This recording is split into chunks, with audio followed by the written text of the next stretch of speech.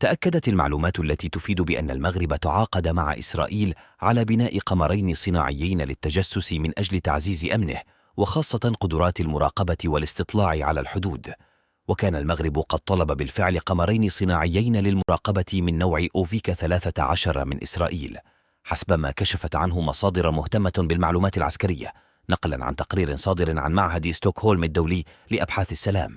وستقوم الشركة الإسرائيلية لصناعات الفضاء EA بتصنيع قمر وفيكا 13 لصالح الجيش المغربي، وهو قمر مراقبة جديد مزود بالرادار ذو فتحة تركيبية ومجهز بقدرات متقدمة للغاية في الكشف والرصد والاستطلاع على الأهداف الثابتة والمتحركة، وهو الأكثر تقدما من نوعه، مع قدرات مراقبة رادارية فريدة في مكافحة التشويش واختراق معلومات سرية عن العدو.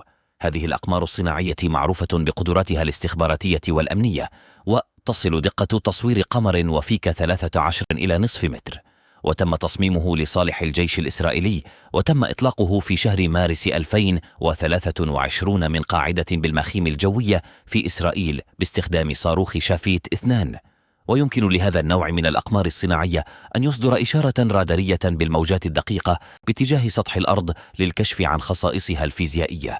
وستسمح هذه الأقمار الصناعية للمغرب بتطوير وتوسيع قدراته الفضائية والدفاعية بعد إطلاق قمرين صناعيين عامي 2017 و2018. سيتعين على المغرب استخدام الأقمار الصناعية في مجالات الدفاع والطيران والاستطلاع والتتبع مراقبة أمن الحدود، مما يساعد على مكافحة الهجرة غير الشرعية والتهريب والجرائم والإرهاب وتغير المناخ والاستخدام الزراعي والوصول إلى الإنترنت.